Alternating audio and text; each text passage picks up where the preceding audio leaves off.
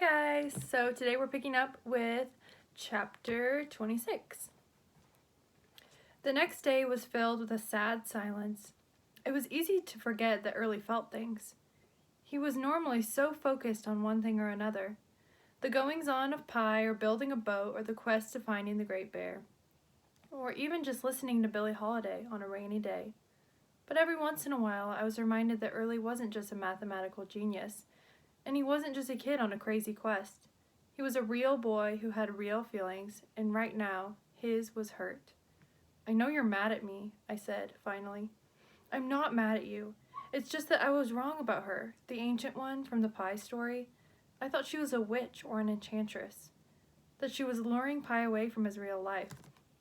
But Eustacia Johansson is just sad because she lost her son. She's waited all these years for him to come back. And just when she thought she could let go, now she has to go back waiting and watching all over again." Somehow it felt that Early was blaming me, as if my not being Martin Johansson was my fault. Well, if that isn't calling the pot calling the kettle black. If you're so big on letting go and not looking for someone who's not coming back, then why are we looking for a stupid bear on this stupid trail where supposedly we'll find your brother, who is also not coming back?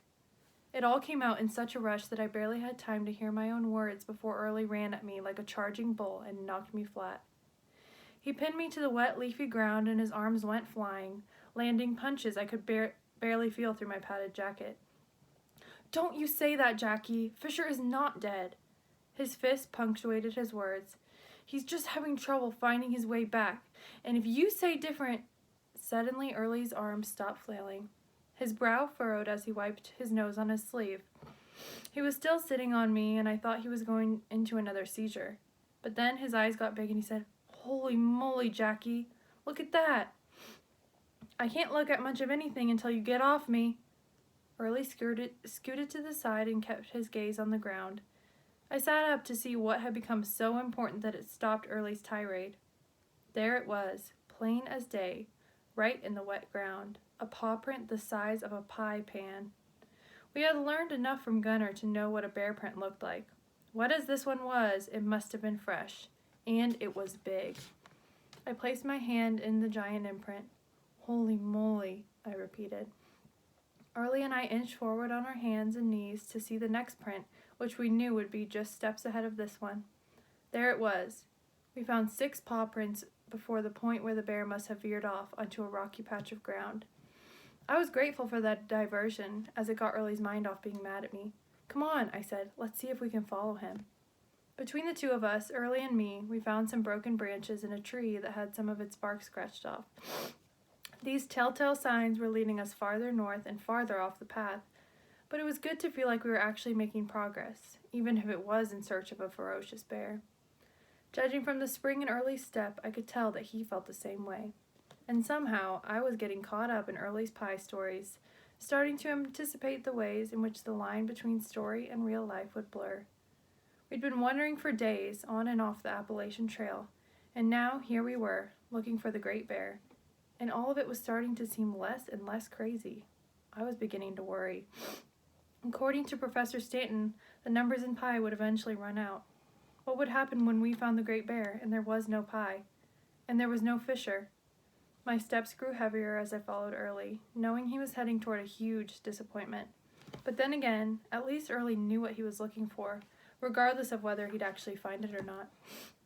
Which is more important, I wondered, the seeking or the finding? My mom would say the seeking. My dad would say the finding.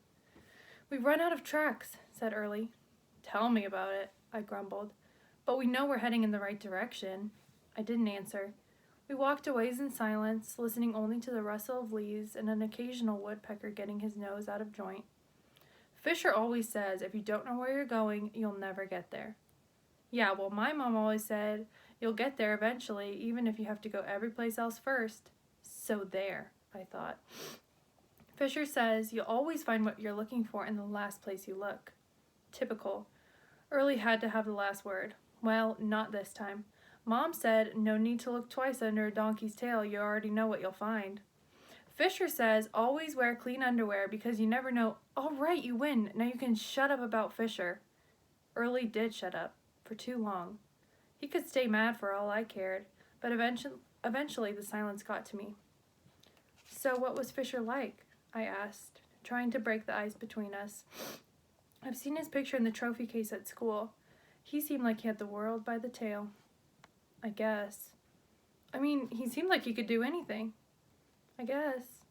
But, I said, baiting Early into talking, he probably wouldn't do well on a quest like this. I mean, this isn't a contest that you can win and take home a trophy for.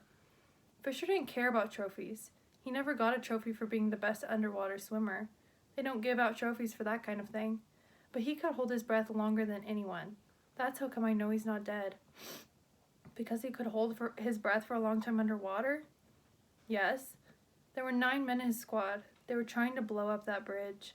The Germans were coming from the north side of the bridge. The shed was blown up on the south side. One man had to swim the charges across the river and under the far side of the bridge. Fisher would have volunteered to do it. And he would have taken off his dog tag so they wouldn't make a noise or reflect the moonlight. And he would have swum underwater to avoid being seen. How do you even know there was a moon that night? I knew Early had to answer before he spoke it.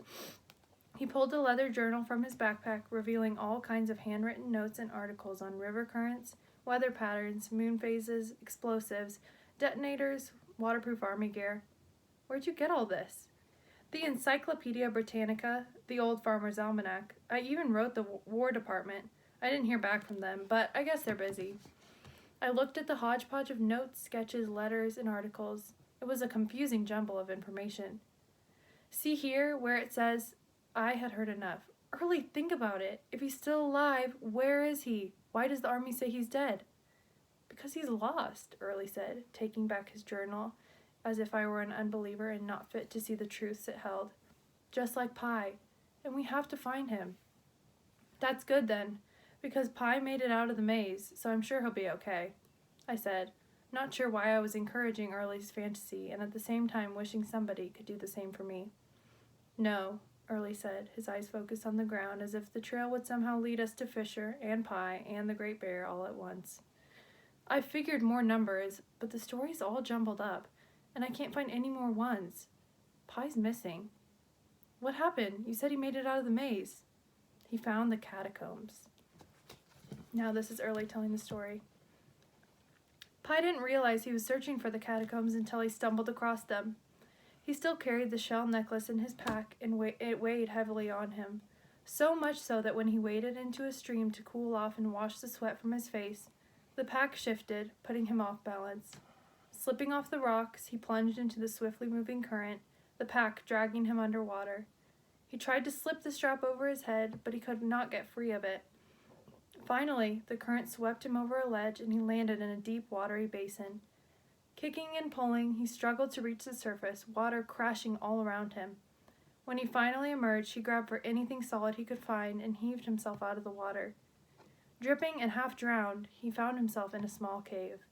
A bit of light came in from behind the falls, but a few steps in, the cave grew dark. Still, his eyes adjusted and he was able to make out vague wisps of light, even within the darkness.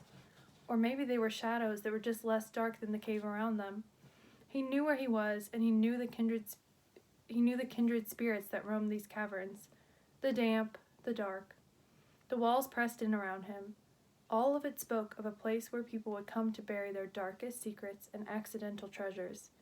He could hear the voices, the whispers, the sighs of these souls who were unable to let go of their burdens. They clung to them like precious gems that gave them weight and substance. Pi understood this need to hold on, to not let go of his pain. It had become such a part of him. Who would he be without it? The thought frightened him, so he wandered the halls of the catacombs like the other souls who were half dead and half alive. But the balance between life and death is precarious. After a time, Pi felt the balance tipping in him, and it made him dizzy. He took another step where he expected to touch the ground. There was only a dark abyss. Without a sound, without a whisper, he was gone. So I wonder what's going to happen to Pi next. And we will pick up next time with chapter 27. I'll see you guys later.